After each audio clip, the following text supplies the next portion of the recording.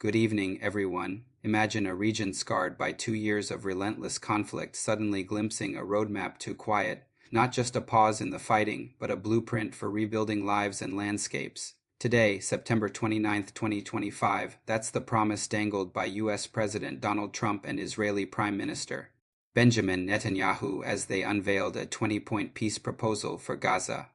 But as with any high-stakes deal in the Middle East, the devil is in the details and the doubts. In tonight's deep dive, we'll unpack this potential turning point, what the plan entails, the reactions it's sparking, and whether it could finally end the bloodshed that's claimed tens of thousands of lives and displaced millions. Stick with us as we navigate the facts, the friction, and the faint hope for a new Gaza. 2 years have passed since the war between Israel and Hamas broke out on October 7, 2023.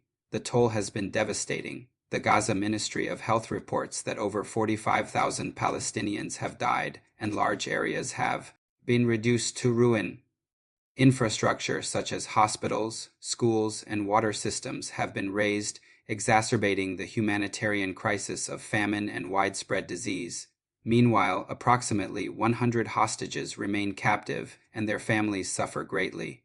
Ceasefire negotiations, brokered by Qatar, Egypt, and the United States, have repeatedly stalled, often over the disputed balance between demands for a permanent peace and a temporary ceasefire, or over the fate of Hamas leaders such as Yahya Sinwar. Enter today's announcement from the White House.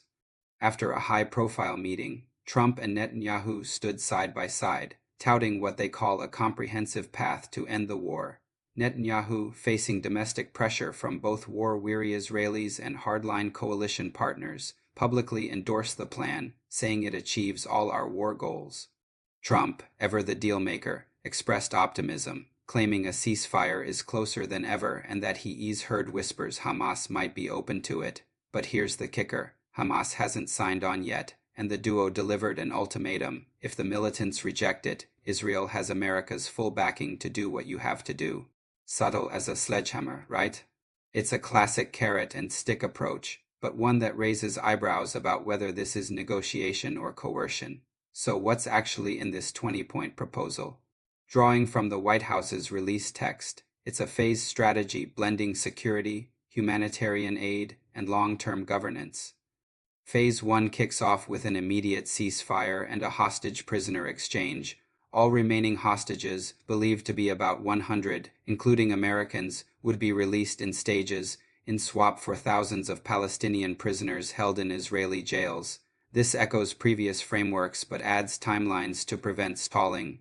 Israeli forces would then withdraw gradually from Gaza, starting with densely populated areas, contingent on Hamas disarming and demilitarizing the Strip. No more rockets or tunnels, the plan insists, with international monitors to verify compliance. The real innovation, or controversy, comes in the redevelopment phase. The proposal envisions a new Gaza, rebuilt with billions in international funding from the US, Arab states, and Europe. Think gleaming infrastructure, new housing, ports, and economic zones to turn Gaza from a war zone into a thriving coastal hub. Overseeing this would be a board of peace, chaired by Trump himself, with representatives from Israel, moderate Palestinians, and allies like the Way and Saudi Arabia. Former UK Prime Minister Tony Blair is floated for a key role, leveraging his past Middle East envoy experience.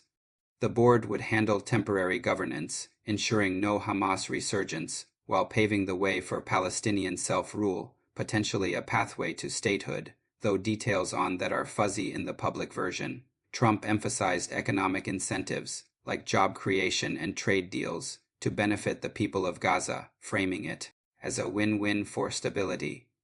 Sounds ambitious, doesn't it? Like a real estate mogul pitching a luxury resort amid the ruins. But let's not gloss over the hurdles. Critics point out that similar plans have fizzled before. Remember the 2020 deal of the century. This one builds on it but adds urgency from the ongoing war. On the plus side, it addresses immediate humanitarian needs, rapid aid delivery, rebuilding water and power grids, and demining operations.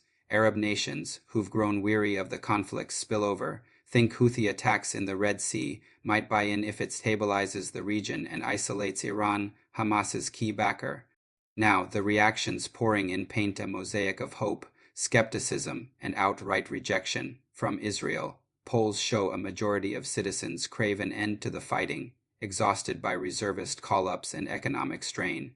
Netanyahu's endorsement is a political lifeline for him, battered by corruption trials and coalition infighting.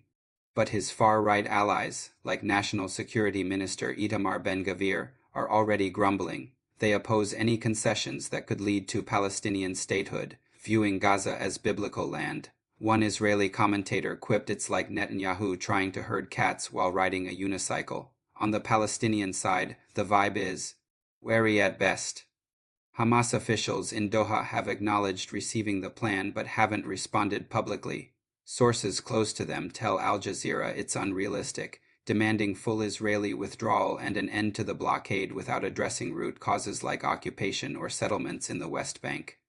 Palestinian Authority President Mahmoud Abbas, sidelined in this U.S.-Israel-centric deal, called it one-sided in a statement, urging inclusion of Ramallah-based leaders. Ordinary Gazans, speaking to reporters amid the rubble, express fatigue. "We just want the bombs to stop," one displaced resident told BBC, but added, "Peace. Without justice is no peace." It's a fair point, applying the same scrutiny. We'd question any deal that ignores one side's grievances, just as we'd critique Russia's demands in Ukraine without addressing Kyiv's sovereignty. Arab states are mixed, Saudi Arabia and the way, who've normalized ties with Israel via the Abraham Accords, see potential in the economic redevelopment tango. Perhaps tying it to broader regional integration, like a Saudi-Israeli deal Trump has pushed. But Qatar, Hamas's host, warned against ultimatums, saying they harden positions. Egypt and Jordan, bordering Gaza and the West Bank, stressed the need for humanitarian corridors and refugee protections, fearing a mass exodus. Iranian state media dismissed it as American imperialism, accusing Trump of greenlighting genocide, rhetoric that's heated but echoes broader anti-Western sentiment in the region. Internationally, the EU welcomed any step towards ceasefire but urged UN involvement for legitimacy, wary of a Trump-led board dominating. Russia and China, veto-wielding UN Security Council members, haven't commented yet, but their past support for Palestinian rights suggests pushback.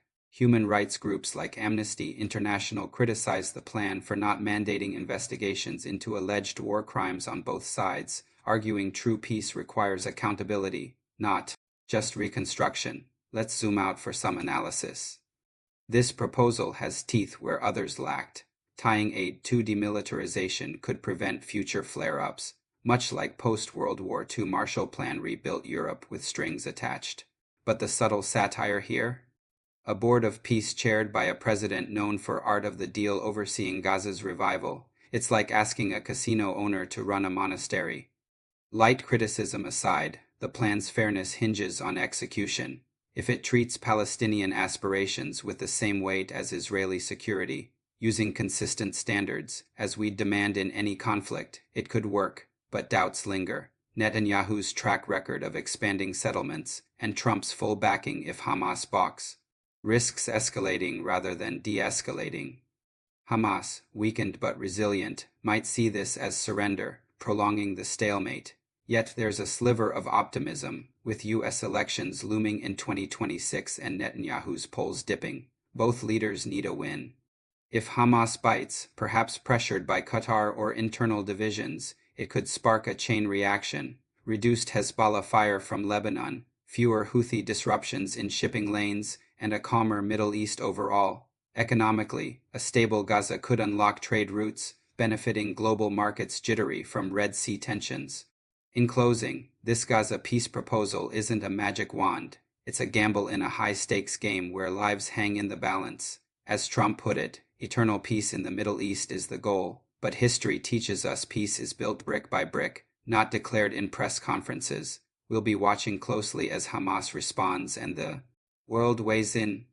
For the people of Gaza and Israel, weary of sirens and suffering, let's hope this time it's more than words. Thank you for joining us. Stay informed, stay engaged, and we'll see you tomorrow.